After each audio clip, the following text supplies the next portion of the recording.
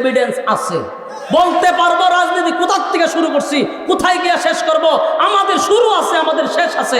কিন্তু আমরা যদি তোরারে কই কোথার থেকে রাজনীতি পাইছ, কসম খোদার বলতে পারবি না। আমরা বলে দিই কোথার থেকে তোরা রাজনীতি পাইছ। তোদের রাজনীতি হইল আবু জাহেলের কাছ থেকে, তোদের রাজনীতি হলো নমরুদের কাছ থেকে, তোদের রাজনীতি হলো ওই ফেরাউনের কাছ থেকে। সুতরাং আমরা হুজুর আরে কইও না যে আমরা রাজনীতি কই পাইছি। আমরা স্বয়ং কোরআনে রাজনীতি আছে, নবীর কাছ থেকে প্র্যাকটিক্যালে রাজনীতি আমরা শিখছি। তা আমরা রাজনীতি পাইছি কই? এই দুষ্ট ভাই এরা না, এরা তো বলে কারণ আমরা তো শূন্য বলে, এরা দোষ নাই। দোষ হলে আমরা মতো হুজুররা সারা জীবন নবীর ভেড়ো ভাত্তর দিয়ে বইরত রাখছি আমরা, নাউজুবিল্লাহ। আল্লাহ রাসূল গরিব ছিল, এটা সত্য, কিন্তু আল্লাহ কয় ও যাদাকা আইলান ফাগনা, আপনাকে আমি ধনীও বানাইছি। ইসলামটার এত নিচে লামান কেন? গরিব গরিব কই এত নিচে কেন লামান? দেশ পরিচালনা করছে রাসূল, এই কথাটা বললে কি ইসলামের সম্মান বাড়ে না কমে? আলেমদের ইজ্জত বাড়ে না কমে? এই ওয়াজ করে না কেন? এই ওয়াজ করে না। নবী যে দেশ পরিচালনা করছে, এই ওয়াজ না করার কারণে এটার প্রভাব যে নাস্তিক পাড়ায় কি পরিমাণ পড়ছে কল্পনাও করতে পারবেন না। আজকে ডাইরেক্ট আমাদেরকে বলে হুজুর রাজনীতি করবেন কেন? এই কথাটা একমাত্র বলার উদ্দেশ্য হলো এই কথাটার প্রভাব পড়ছে বেশি যে নবী গরিব ছিল। কথা বুঝতেছেন? যদি সবচেয়ে বেশি ওয়াজ চলতো যে নবী দেশের রাষ্ট্রনায়ক ছিল, তাহলে এরাও আমাদেরকে প্রশ্ন করতে পারতো না।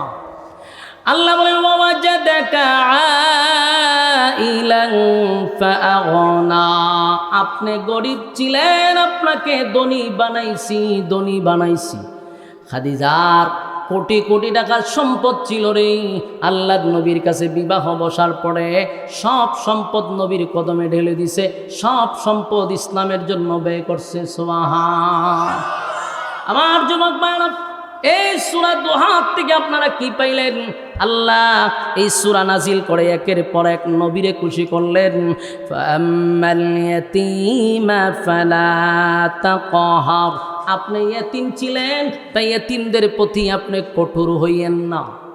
এই কথা শুধু নবীরে বলে নাই, কিয়ামত পর্যন্ত উম্মতি মুহাম্মদীর আল্লাহ বলছে এই ইয়েতিমদের প্রতি কঠোর হইও না। তোমার সন্তান, তোমার স্ত্রী নিয়া সুখে শান্তিতে ঘরে থাকো, 3 বেলা খাবার খাও। যার বাবা নাই, যার মা নাই, একটা বার চিন্তা করে দেখো এই সন্তানটা দুঃখের কথা সুখের কথা কার কাছে বলবে? কার কাছে বলবে রে? মা নাই। এতিম বাচ্চাদের প্রতি কঠোর হওয়া যাবে না, তাদের মাথায় হাত বুলাইয়া দিবেন, তাদেরকে আপনারা সম্মান করবেন, এদের মহব্বত করবেন, ভালোবাসবেন। রাজি আছি? কথা হয় না?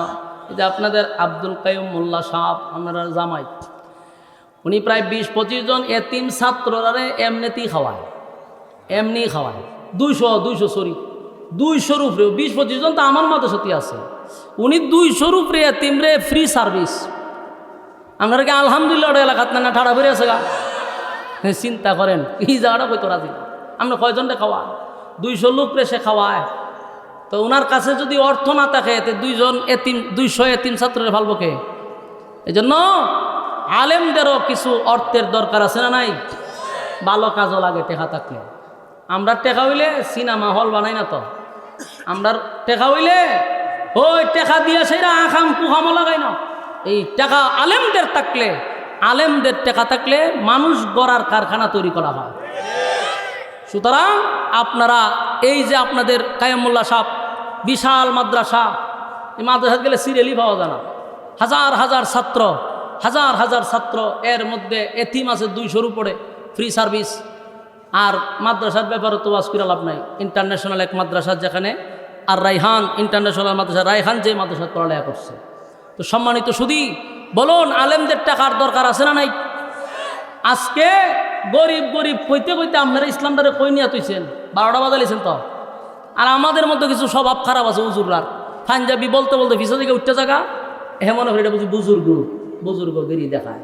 পাঞ্জাবি তোর পিছিয়ে উঠতে করে তুই ইস্তারিতে পাঞ্জাবি সুন্দর করে পরিষ্কার কর। ইসলাম তোর এত নোংরাভাবে থাকার জন্য বলে নাই, তুই ইসলামটারে 12টা বাজাইতেছিস।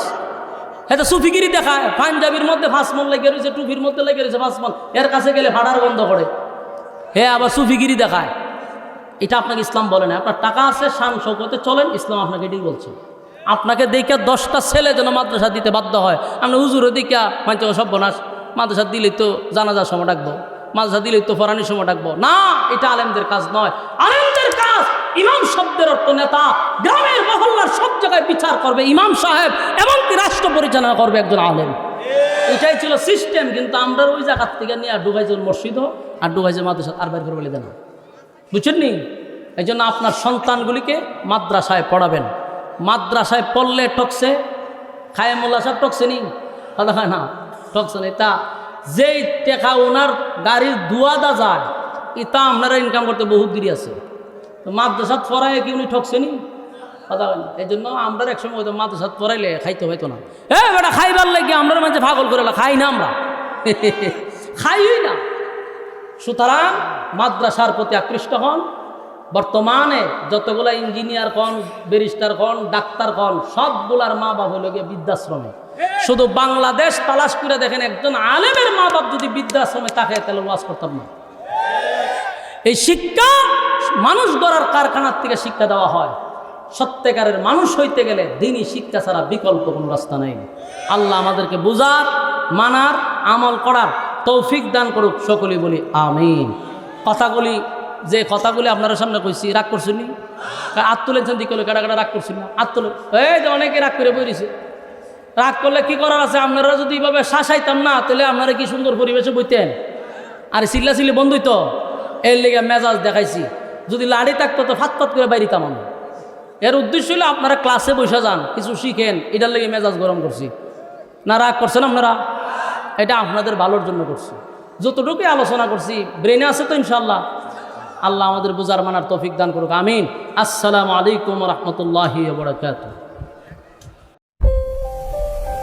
আকাশ TV online, the centre of healthy culture, সুস্থ সংস্কৃতির প্রাণ কেন্দ্র।